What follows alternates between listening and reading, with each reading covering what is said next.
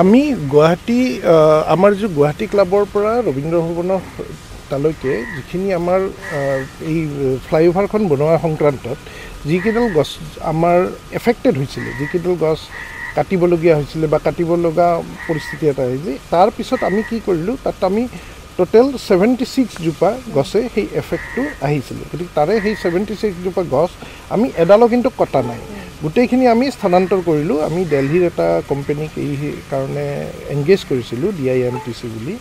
তেওঁলোকে এই গোটেই কেইজোপা গছ আমাৰ ব্ৰিজৰ এলাইনমেণ্টৰ যিখিনি পৰিছিলে গোটেইখিনি স্থানান্তৰ কৰি দিছিলে। আমি দুটা ঠাইত এইখিনি স্থানান্তৰ কৰিছিলোঁ। এটা হ'ল আমাৰ এই টেক্সটাইল ইনষ্টিটিউটৰ কেম্পাছৰ ভিতৰত, আৰু এটা আমাৰ লাচিত ঘাটত।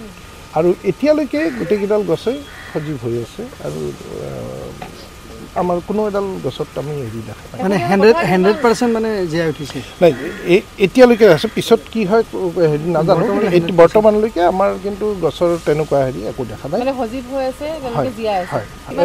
এডালো গছ কটা নাই, কোনো গছেই কটা হোৱা নাই তাৰ আগতে।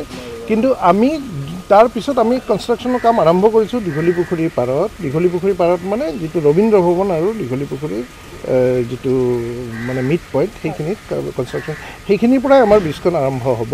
খালি ব্ৰিজখনৰ যিটো আমাৰ এপ্ৰ'চ ৰোডটো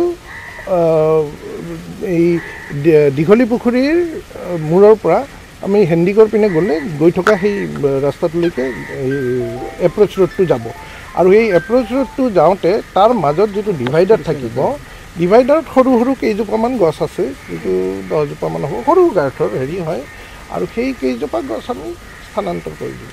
আমি গুৱাহাটী আমাৰ যে গুৱাহাটী ক্লাবৰ পৰা ৰবীন্দ্ৰ ভৱনৰ তালৈকে যিখিনি আমাৰ এই ফ্লাইঅভাৰখন বনোৱাৰ সংক্ৰান্তত যিকেইডাল গছ আমাৰ এফেক্টেড হৈছিলে, যিকেইডাল গছ কাটিবলগীয়া হৈছিলে বা কাটিব লগা পৰিস্থিতি এটা আহিছে, তাৰ পিছত আমি কি কৰিলোঁ, তাত আমি টোটেল 76 জোপা গছে সেই এফেক্টটো আহিছিলে। গতিকে তাৰে সেই 76 জোপা গছ আমি এডালো কিন্তু কটা নাই, গোটেইখিনি আমি স্থানান্তৰ কৰিলোঁ। আমি দিল্লীৰ এটা কোম্পানীক এই কাৰণে এংগেজ কৰিছিলোঁ, DIMTC বুলি।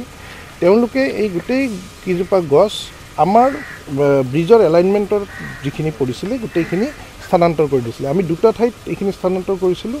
এটা হ'ল আমাৰ এই টেক্সটাইল ইনষ্টিটিউটৰ কেম্পাছৰ ভিতৰত, আৰু এটা আমাৰ লাচিত ঘাটত। আৰু এতিয়ালৈকে গোটেইকেইডাল গছে সজীৱ হৈ আছে, আৰু আমাৰ কোনো এডাল গছত আমি হেৰি দেখা নাই, মানে 100% মানে জীয়াই উঠিছে নাই এতিয়ালৈকে আছে। পিছত কি হয় হেৰি নাজানো, বৰ্তমানলৈকে আমাৰ কিন্তু গছৰ তেনেকুৱা হেৰি একো দেখা নাই, এডালো গছ কটা নাই, কোনো গছেই কটা হোৱা নাই তাৰ আগতে।